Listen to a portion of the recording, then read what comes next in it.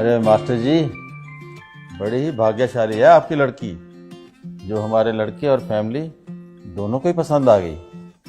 न जाने कितनी लड़कियां देखी हैं इसने, पर कोई लड़की पसंद ही नहीं आई आपसे पहले।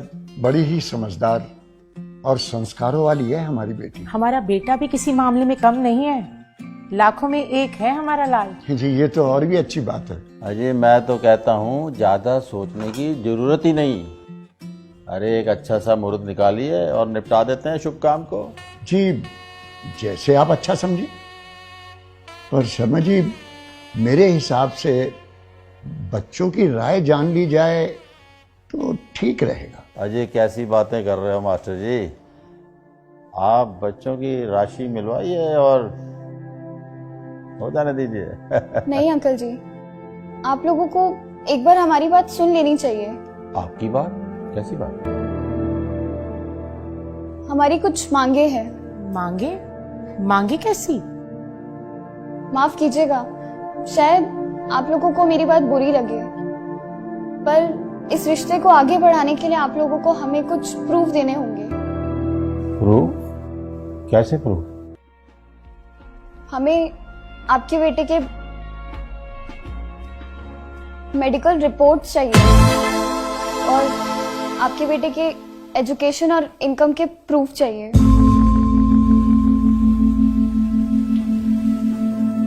पुलिस वेरिफिकेशन के साथ आपके बेटे का कैरेक्टर सर्टिफिकेट और जिस घर में आप लोग रह रहे हैं उस घर का ओनरशिप प्रूफ चाहिए।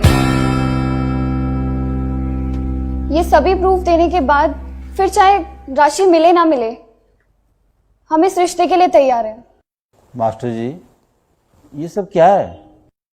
माफ कीजिए शर्मा जी, अगर मेरी बेटी ने कोई गलत बात कह दी हो, पर शर्मा जी जमाना बहुत तेजी से बदल रहा है। जमाने के साथ साथ संस्कारों को भी चेंज करना होगा, नहीं तो ये रोज रोज तलाक के किस्से आगे बढ़ते चले जा रहे हैं। इनको रोकना बहुत मुश्किल हो जाएगा, बहुत मुश्किल हो जाएगा। अरे वाह, आपकी बातों का मतलब है कि हम झूठे हैं और हमें सच साबित करने के लिए प्रूफ देने होंगे।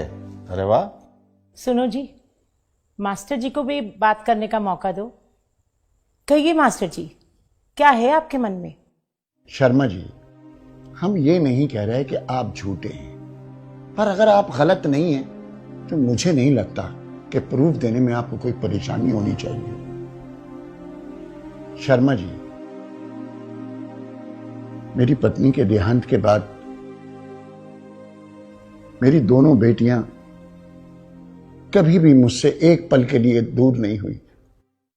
आज मेरी लाडली बेटी, मेरा जिगर का टुकड़ा, जिंदगी भर के लिए किसी दूसरे के साथ कैसे जा सकती है, ये जाने बिना कि वो कौन है, कहां से आया है, क्या मेरी बिटिया को अच्छी तरह रख पाएगा? शर्मा जी, मैं अपनी बेटी का भाग्य तो नहीं बदल सकता,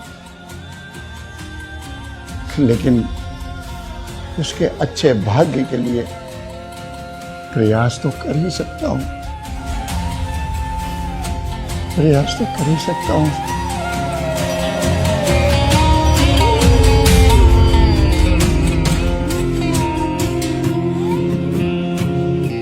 अंकल, अंकल अब आप ही बताइए, एक सिर्फ न्यूज़पेपर की एड के बेस पे कैसे मेरे पापा किसी के भी हाथ में मेरा हाथ सौंप सकते हैं? कैसे विश्वास कर ले इन न्यूज़पेपर वालों के ऊपर जो पैसे लेकर किसी के बारे में कुछ भी छाप सकते हैं?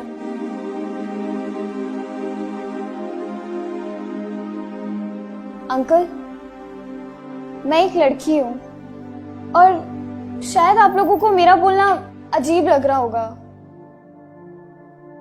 पर अंकल आपको पता है आजकल सिर्फ 23% तलाक विचार ना मिलने की वजह से और 77% तलाक झूठ के बुनियाद पे रिश्ते बनने की वजह से हो रहे हैं। हम लोग भेड़ चाल की तरह बेटी बचाओ बेटी पढ़ाओ के चक्कर में बेटियों को बसाना भूलते जा रहे हैं।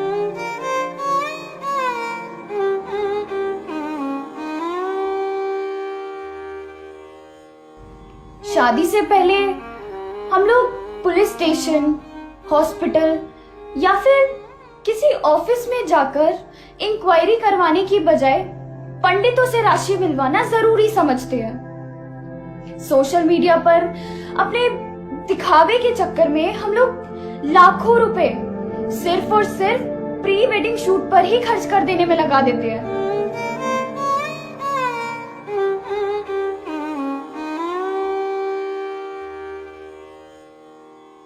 हमारे हिसाब से प्री वेडिंग शूट के बजाय अगर प्री वेडिंग इंक्वायरी पर ध्यान दिया जाए तो शायद ये तलाक के किस्से कुछ कम हो सकते हैं।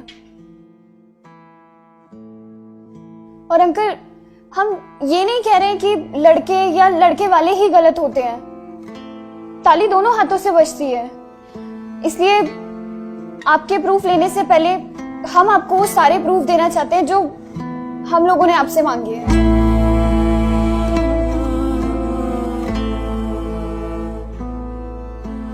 शर्मा जी, एक आखिरी बात आपसे और कहना चाहूंगा कि इस तरह के फैसले कभी दिल से नहीं करने चाहिए, दिमाग से करने चाहिए, बाकी ऊपर वाले पे छोड़ देना चाहिए। उसके आगे आपकी मर्जी।